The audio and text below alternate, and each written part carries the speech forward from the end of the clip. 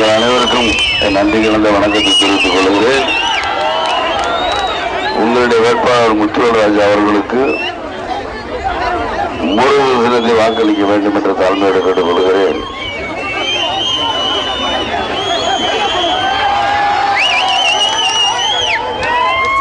நான் அன்னையிலிருந்து இன்னைக்கு வரைக்கும் தெய்வத்தோடு மக்களோடு மட்டும்தான் கூட்டணி சொல்லியிருந்தேன். அதை இன்னைக்கு வரைக்கும் நான் நிறைவேற்றிக்கிட்டு தான் இருக்கிறேன். ஆனால் திமுகவோ அதிமுகவோ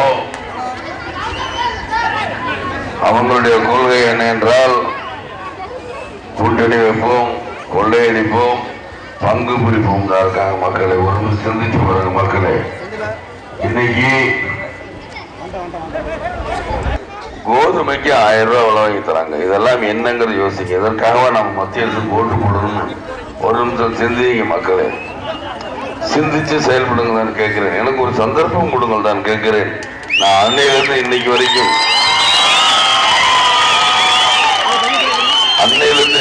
நான் தனியா என்று சொல்லிவிட்டு தைரியமாக தனியாகத்தான் வருகிறேன்.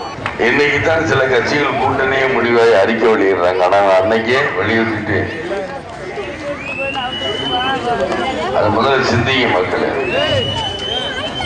என்னுடைய தாய்மார்களே, உங்களுக்கு தான் குடும்ப கஷ்டம் என்னங்கிறது தெரியும். பிறந்த வீட்டில் இருக்கும்போது தாய் தகப்பன் கும்பிடுறா,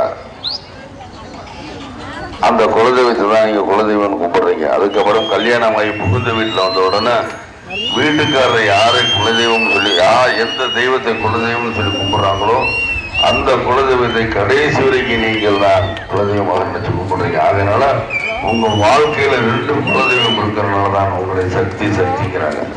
ஆகையினாலதான் ஒரு பழமொழி கூட சொல்லுவாங்க, கடலின் ஆழத்தை கூட கண்டுபிடித்து விடலாம், பெண்களின் மன ஆழத்தை கண்டுபிடிக்க முடியாதுங்கிறதுக்கு காரணமே இதுதானோ அப்படின்னு நினைக்கிறேன். நீங்க ஒரு நாள் சிந்திச்சு பாருங்கள். உங்க பிள்ளைகளை படிக்க வைக்க முடியல, வேலைக்கு அனுப்ப முடியல, சுகாதாரம் கிடையாது.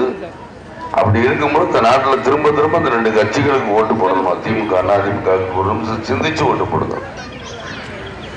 என்னுடைய தொண்டர்கள் யாரா இருந்தாலும் அவர்களுக்கு மதிப்பளிச்சுதான் நான் இது வரைக்கும் சீட்டு கொடுத்துட்டு இருக்கேன். மக்களே, என்னுடைய தொண்டர்கள் கீழ் லெவலில் இருந்தாலும் சரி, மேல் லெவலில் இருந்தாலும் நடுத்தர லெவலில் இருந்தாலும் அவங்களுக்கு என்னுடைய கட்சியில் எப்பயுமே அவங்களுக்கு சீட்டு கொடுப்பேன். அதை மனசுல வச்சுக்கொண்டு, அதாவது விஜயகாந்த் இவ்வளவு சொல்றானா, விஜயகாந்த் யாரையும் நம்பியில, உங்களை மட்டுமே நம்பி இருக்க. மக்கள் கட்சிகளுக்கு உதவுங்க. இதுதான் உண்மை மக்களே. ஒரு சந்தர்ப்பம் கொடுங்கள் தான் உங்களை எல்லாம் கேட்கிறேன். மறந்துடாதே மக்களே.